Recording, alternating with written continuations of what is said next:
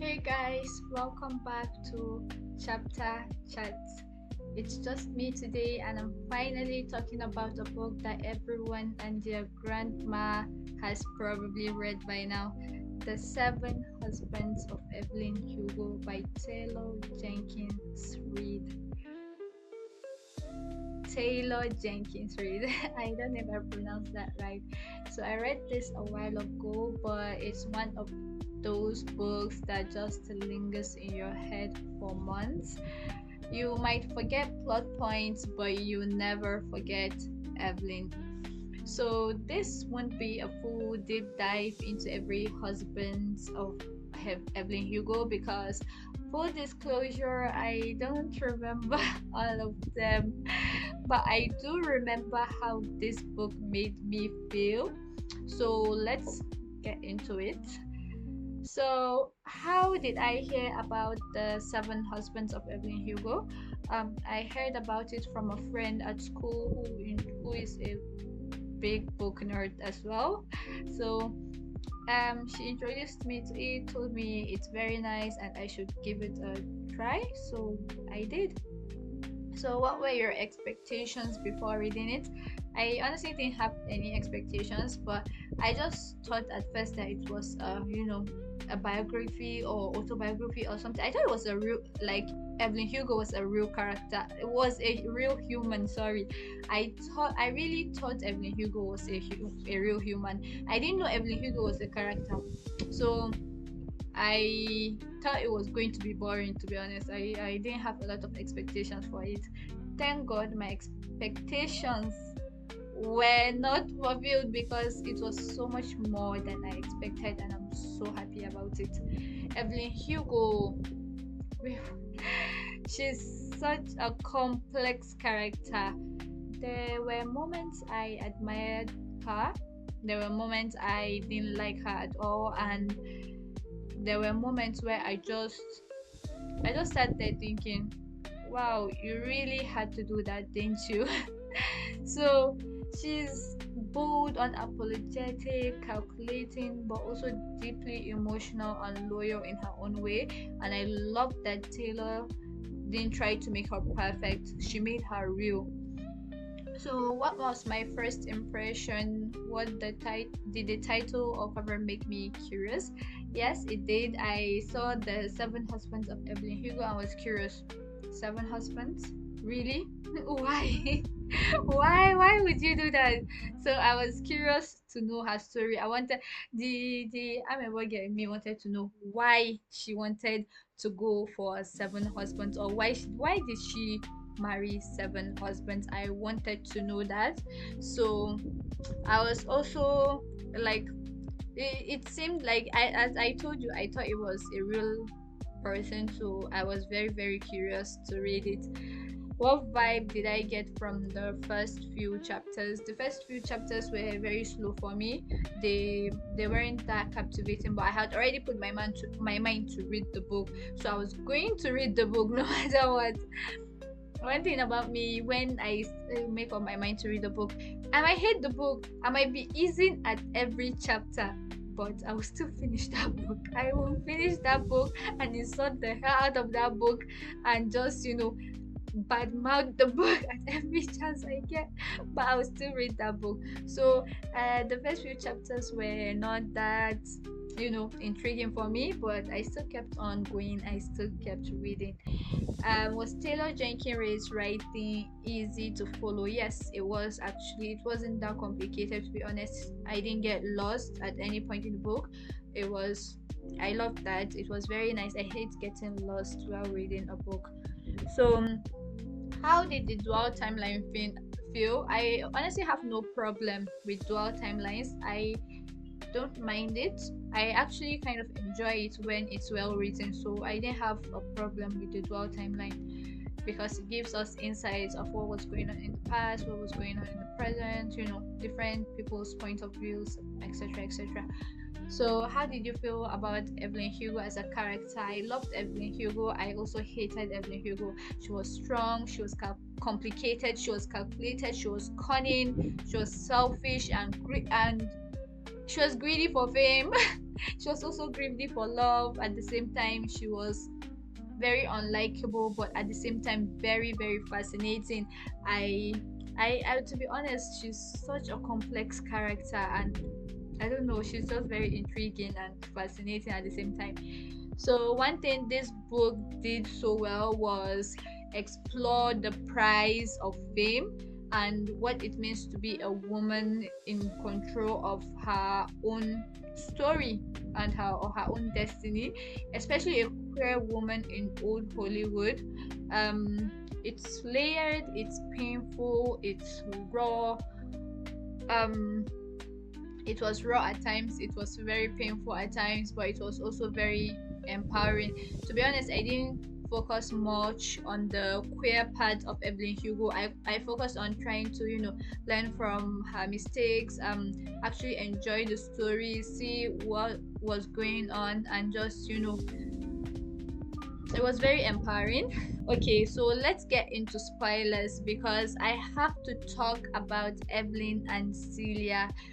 If you haven't read the book yet, skip ahead, or come back when you do, because when you're done reading the book, or when you actually do read the book, because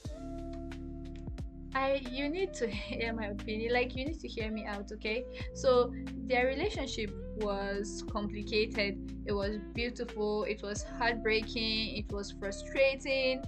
You could feel how much, they loved each other. And so you could feel how much they loved each other, you could also feel how much they cared about each other, but at the same time, neither of them was willing to bend for the other. They had a lot of pride, there was fear, and I feel like time also got in the way of their relationship. If there's one relation that defines this book, though, it's definitely Evelyn's and Celia's, because it's their love was so much more than just love. It was about fear, it was about sacrifice, it was about ego, it was about time, and the fact that they kept finding each other, like they found their way back to each other even after hurting one another so deeply. Like it just shows how magnetic their connection was. They couldn't stay away from each other, they were hurting each other constantly, and so deeply, but they could still not stay away from each other, they were still coming back to each other. It was just, their connection was so deep and it was so mesmerizing, to be honest. This book made me think about the stories people tell the world versus the ones they live in private, and how sometimes love isn't loud or perfect, but it's still real. It's still very real. So Evelyn loved Celia fiercely, but she also made choices that put fame and survival above that love. And Celia, she wanted to be loved openly. She wanted to be loved without shame. She wanted to be loved loudly, which was something Evelyn clearly couldn't give her. So neither of them was wrong, but neither was willing to, fully bend for the other either. As I said earlier, it made the story feel so tragically real. Like to be honest, at one point I really thought Evelyn was, a real person. It made it very real. Their story seemed very real. That moment when Evelyn said something like Celia St. James was the great love of my life, it just hits. It just hits, to be honest. And even though their ending wasn't perfect, it was honest. They had time, love, regret, forgiveness, and in a way, I think that's what Evelyn always wanted. Not just the spotlight, but a love she could hold on to, even quietly. I think that was what she actually wanted, a quiet love that was not in the spotlight. But Celia clearly didn't want that, and So I think Evelyn was selfish, like in her choices. She was selfish, she was strong, and she was selfish. Okay, I said she's selfish because she's very selfish. If you read the book, you know Evelyn is very selfish, but she's also strong enough to accept the consequences of her actions. So I think Evelyn was selfish, but she was also strong enough to accept the consequences of her actions. She made her decisions so she made her choices and decisions by herself. She made them knowingly, and she was ready to accept the consequences of her decisions. She made a decision and she stood by it, even if it felt wrong for the entire world, even though it felt, selfish or stupid. She made that decision, so she stands for it. So she was strong in that way, and I admired that quality in her. So, would I have done things differently if I were in her shoes? I honestly do not know.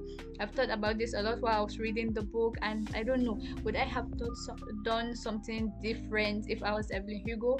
I don't know, because sometimes you just don't know what what you do in a situation. You might say you go left, you end up going right. So I don't know. I don't know if I would have done it something different, but I feel like I would have done things differently, though I won't go into detail about that. So, would I read it again? Probably not soon, but I would recommend it to anyone who likes messy, emotional characters and themes that sit with you for a while. So I think I'm going to conclude this episode here, and please don't forget to like, subscribe, and leave a comment. Tell us what you think about Evelyn Hugo. Have you read it? Would you read it? If you've read it, what do you think about the seven husbands? I couldn't remember much about them, so I didn't talk much about them. But who was your favorite husband of Evelyn Hugo, and who did you like the most? Because I remember I had a favorite when I was reading the book, but I can't remember who it was. So, who was your favorite husband of Evelyn Hugo? And what do you think about her generally, as Evelyn? And also, there's one thing, while I was reading Evelyn Hugo, she kept, giving me Marilyn Monroe vibes. I don't know if it's only me, but as I was reading, and anytime they talk about Evelyn Hugo, I would imagine Marilyn Monroe. I don't know why, but that was what kept on coming to my head. Am I the only one? Is it only me? So, yeah, that's the end of this episode. Do come back and listen to me rant more about books I've read, and we'll keep on reading. Thank you for your wonderful time listening to me rant.